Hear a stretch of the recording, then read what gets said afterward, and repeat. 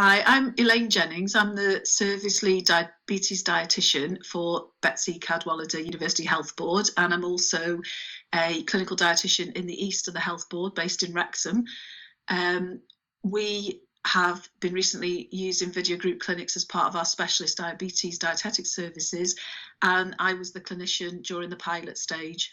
We considered video group clinics prior to the COVID pandemic, but we're never in a position to use them within our services. So when the opportunity came along, alongside the situation we find ourselves with our caseloads during the pandemic, we decided to focus on the group of patients who were currently on caseload but had not been able to access face-to-face group or appointments.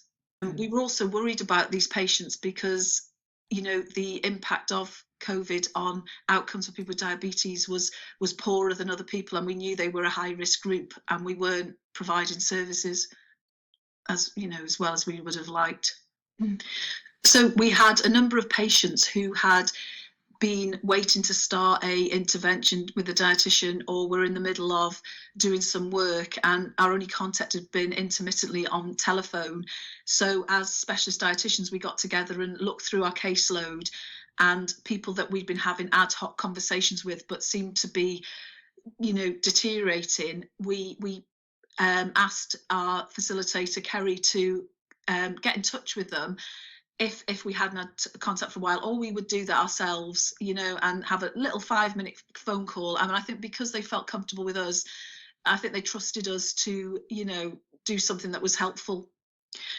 So we were hoping as outcomes, really, a number of outcomes, but one in terms of, I suppose, caseload management and, offering the best service. We were able to actually almost do a sort of a triage hub, if you like, as a group clinic. So as well as the the knowledge and understanding and individual information patients were receiving and the peer support from each other, we were able to make with them a decision about where to go next. So could they be discharged from the service at this stage, and signpost them to self-help if that was appropriate. If we could see they actually needed more help, we could escalate that on.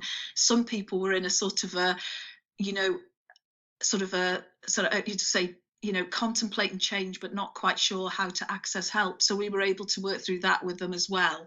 So what it meant was we were able to reduce people on a case that didn't need to be there, but target people that did for further group clinics and other interventions. So it was it's a proper prudent way of working.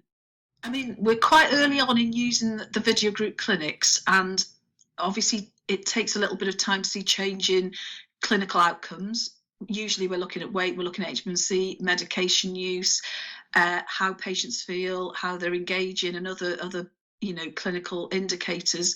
However, what has emerged really is that the patients in some situations had been sort of stopping self-managing, so they weren't blood glucose testing. They wanted HbA1c tests, for example, but hadn't been able to access them, due to the situation. So it was just working with teams, and it was enabled us to look at the system really around the patients in a wider way. So it was properly including patients in the care locally, because it's been a difficult time, I think, for everyone. But one I would say really positive change, even during the group and in the room, was the patients feeling they weren't on their own, and feeling, even when a lot of them were isolating and sort of quite limited in what they could do, they were all coming up with strategies with encouragement from each other. So that was really, really good.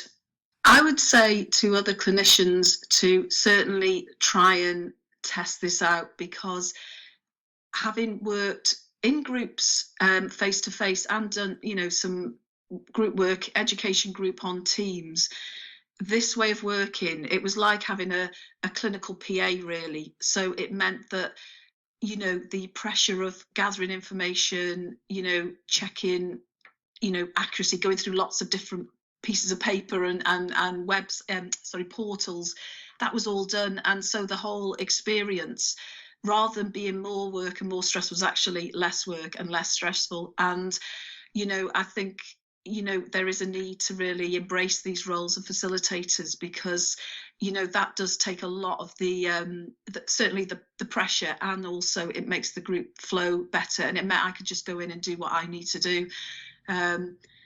So I would also say that there's not one way of using video group clinics. They're kind of flexible. So you could use, as I was saying, as a triage, but also as an intervention in itself, or as, I suppose, a hybrid with the education. I mean, particularly in chronic disease, I think, where there isn't just a one intervention and people are cured. It's an ongoing, lifelong thing, and we need spaces that patients can come together with specialist staff, particularly, and be kind of directed again onto the right pathway.